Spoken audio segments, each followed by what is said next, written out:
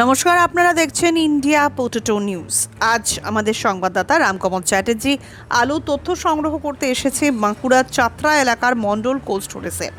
আজকের আলুর দাম, বন্ডের দাম, আলু নিকাশি, আলুর বর্তমান পরিস্থিতি নিয়ে কী বলছেন চাত্রার ব্যবসায়ী ও কৃষকেরা, চলুন শুনে নেওয়া যাক। আলুর গোপন তথ্য প্রকাশ ও বাস্তব পরিস্থিতি নিয়ে পর্যালোচনা করতে এই মুহূর্তে আপনারা প্রত্যেকেই সয়েল দাসের বক্তব্য শুনতে চাইছেন। আপনাদের হাজার হাজার কমেন্টের অনুরোধে আগামী সপ্তাহেই আবার সয়েল দাসের প্রতিবেদন প্রকাশিত করা হবে আমাদের চ্যানেলে। তাই চ্যানেলে নতুন হলে চ্যানেলটি সাবস্ক্রাইব করুন ও ফেসবুক পেজটি ফলো করুন। এই প্রতিবেদনটি শেয়ার করতে ভুলবেন না। নমস্কার দাদা। নমস্কার। আপনার নাম কি? অনুপ মণ্ডল। আপনাদের যে চাতরা প্রগতিশীল আলু ব্যবসায়ী সমিতি রয়েছে তার কোন পদে আছে? আমি সেক্রেটারি পদে আছি। আমরা এই মুহূর্তে আপনাদের চাতরার মণ্ডল কোল্ড স্টোরেজে রয়েছি। আমি গত কিছুদিন আগে ফেসবুকেতে একটি পোস্ট দেখছিলাম যে একজন লিখেছেন যে আলু চাষ করে আলু চাষিদের অবস্থা কিছুটা প্রসেনজিতের সিনেমার মতো হয়ে গেছে, শুধু অভাব আর অশান্তি। আপনি কি সহমত? একদম একদম। যদি একটু বিস্তারিত বলেন তারপরে কি বলবো, চাষি তো আমাদের সামনেও আছেন, দেখতে পাচ্ছেন, সবাই আছেন উপস্থিত। তো এখন বর্তমানে যা চাষির পরিস্থিতি, চাষের বা ব্যবসাদারের একই অবস্থা। সারে চলছে কালোবাজারি। আপনি যদি 1400 সার তুলে রেখেছেন, সে সারটা এখন বর্তমানে 2000 টাকা দাম। সেই দিক থেকে কোনো রকমই কোনো দৃষ্টিভঙ্গি কারোর কোনো মাধ্যমে আসছে না। সরকার বলুন বা আপনার উপর নেতৃত্ব কোনো এই দিক থেকে দেখছে না কেউ। তো সেই থেকে দাঁড়িয়ে চাষির এখন খুবই দুরবস্থা, আর ব্যবসাদারও এখন সংকটজনক অবস্থায় আমরাও আছি। মানে আলুর দাম নেই। সিনেমার সাথে তুলনা করা হচ্ছে, এটা কি সত্যি? একদমই তাই। আচ্ছা, আমরা আলু দেখতে পাচ্ছি রয়েছে, এর কি জ্যোতি আলু না? হ্যাঁ, জ্যোতি আলু। আবার আপনাদের এই স্টোরে তো কিছু কোম্পানির আলু থাকে নাকি? হ্যাঁ, কোম্পানি আছে, পেপসিকো আছে। আজকে আপনাদের এই মন্ডল কোল্ড স্টোরেজে বা ধরুন আপনাদের এই মোকামে রেডি জ্যোতি আলুর কি দাম আছে?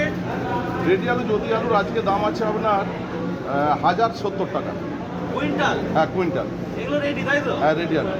এগুলো কি কাল থেকেই মানে রেডি হচ্ছে? কালকে পড়েছে, আজকে রেডি হচ্ছে। এত তাড়াতাড়ি শুকিয়ে গেল? অল্প আলু পড়েছে তো, বেশি আলু পড়ে না, আজকে 1000 প্যাকেটের মতো পড়েছে। আর জ্যোতি ছাড়া আর কি কি আলু রয়েছে আপনাদের এখানে?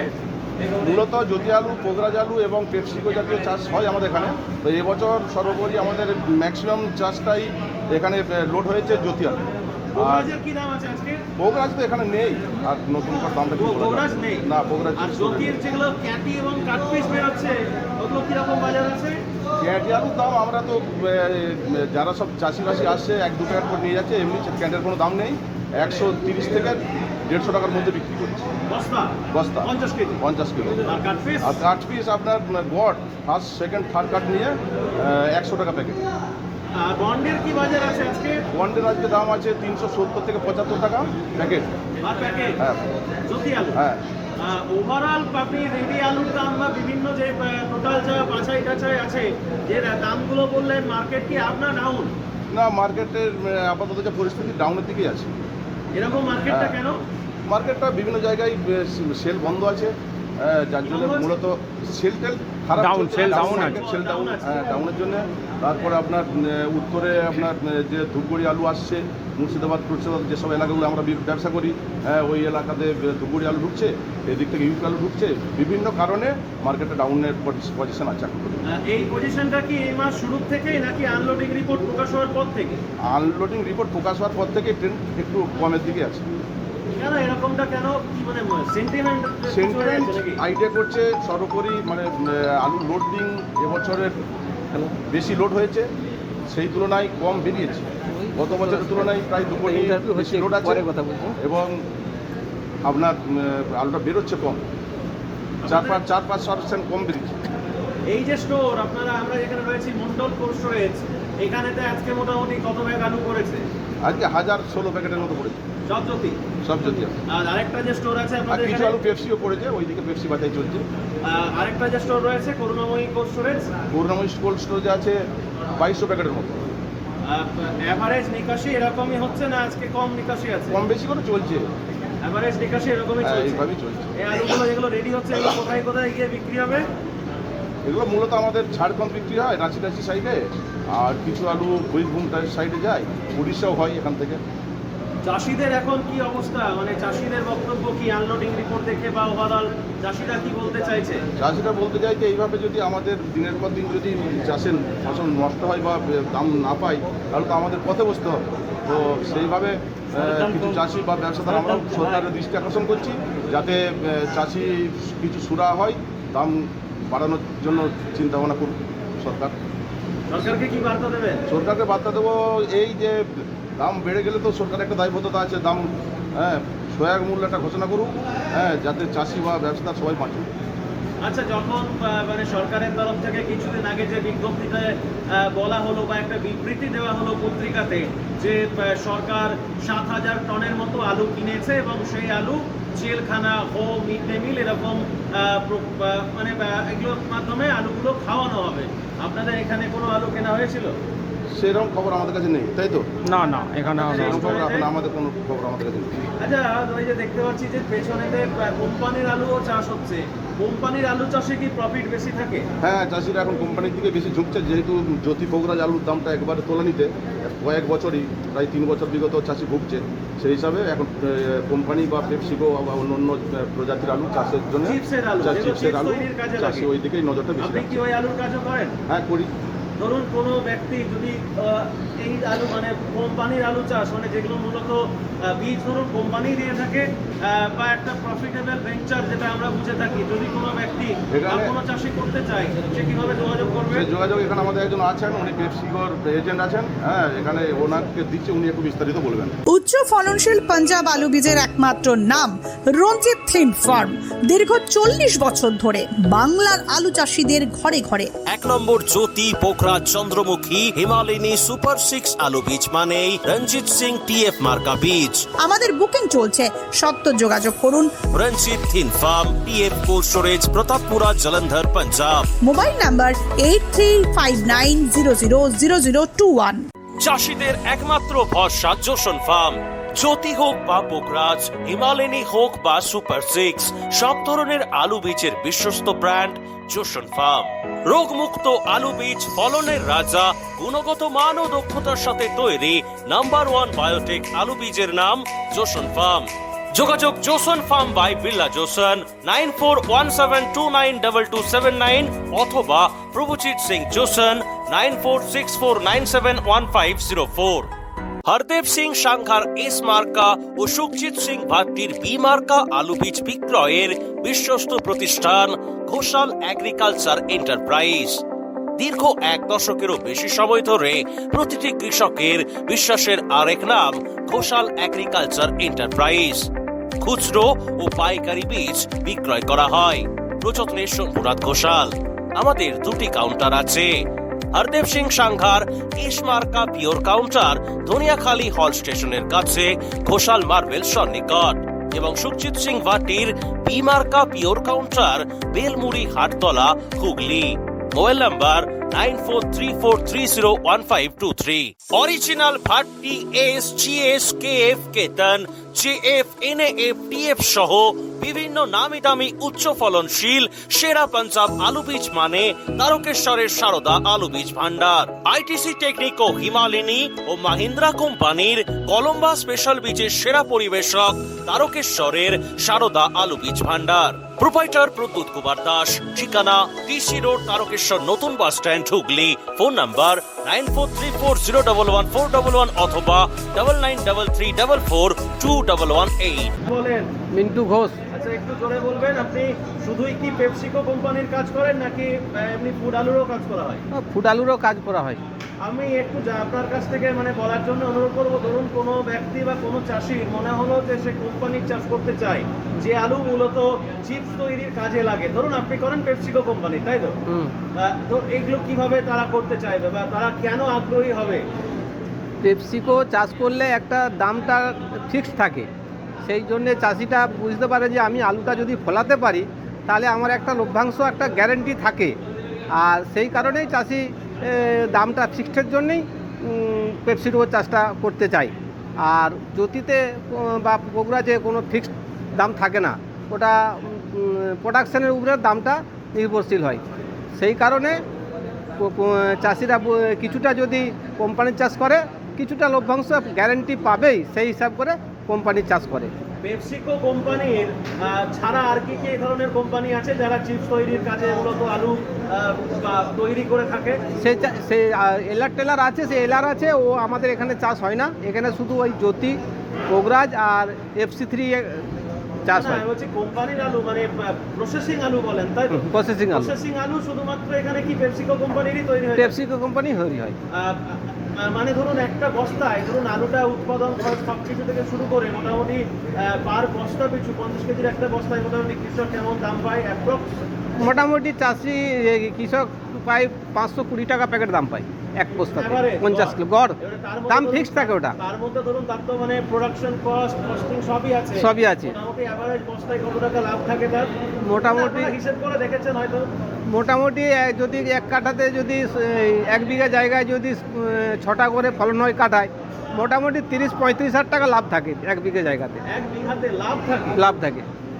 বাবা, বলেন বীজ যখন ধরুন এগুলো হয় মানে সব কিছু খরচা বাদ দিয়ে, হ্যাঁ পয়সা দিয়ে কিনতে হয়, সব কিছু বাদ দিয়ে মোটামুটি 30-35 হাজার টাকা 1 বিঘাতে লাভ থাকে কোম্পানি চাষ করলে, সেটা ফিক্সড দাম।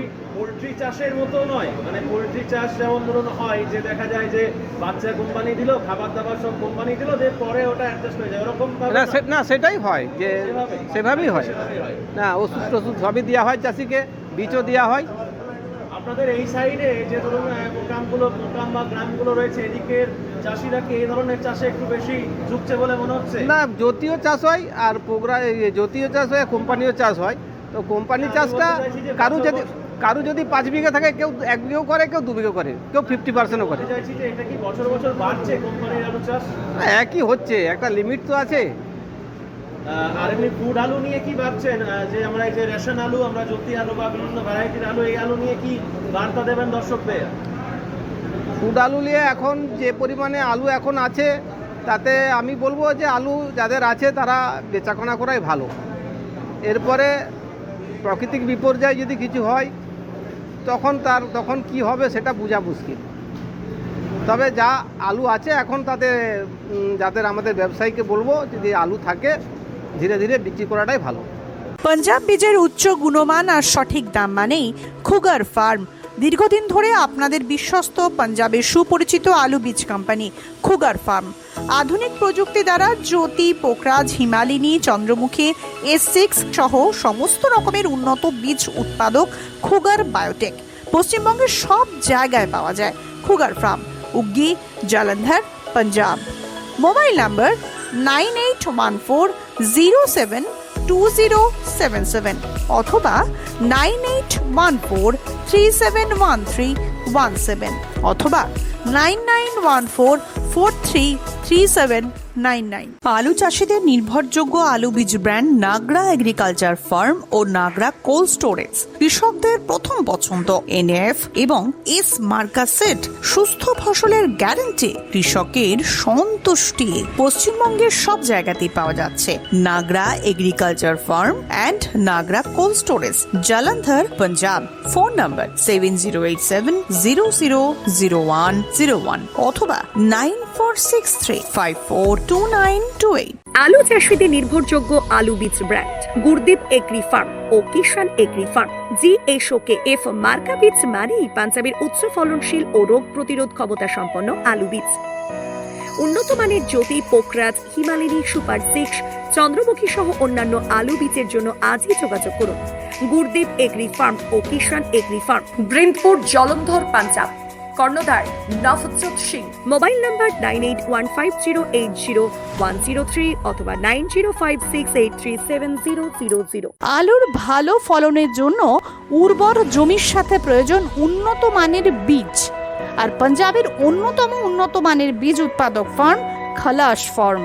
খালাস ফার্মের KF মার্কা বীজ ব্যবহার করুন আর অধিক ফলন ঘরে তুলুন। আজই যোগাযোগ করুন messrs Padda agriculture and cold store, Jalandhar, Punjab.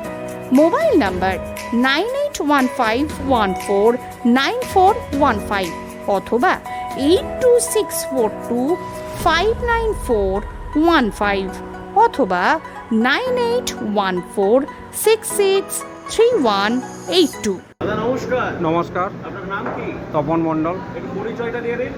আমি এখানে এই প্রগতিশীল আলু ব্যবসা সমিতির সভাপতি, চাতরা ইউনিটের মাধবগঞ্জ। হ্যাঁ, আপনাদের প্রগতিশীল আলু ব্যবসায়ী সমিতি। হ্যাঁ। দাদা, মিন্টুদা যেটা বললেন যে মোটামুটি আমরা জানলাম যে কোম্পানির আলু চাষের ব্যাপারটা উনি আমাদেরকে স্পষ্ট তুলে ধরলেন। আমি এটা দেখতে পাই বিভিন্ন কমেন্টের মাধ্যমে, বিভিন্ন ফেসবুকে বা ইউটিউবে যারা আমাদের ভিডিও দেখেন, তারাও মাঝে মাঝে বলেন যে এই প্রসেসিং আলু চাষের থেকে কোম্পানির আলু চাষ করবো। আপনি কি সহমত? 100 কোম্পানি আলু চাষ করলে শুনুন, একটা নিশ্চিত জায়গা আছে যে আলুটা বিক্রি হবে বা একটা ন্যায্য মূল্য পাবে, কিন্তু এই জ্যোতি আলু চাষ করে এর কোনো নির্ধারণ মূল্য নাই।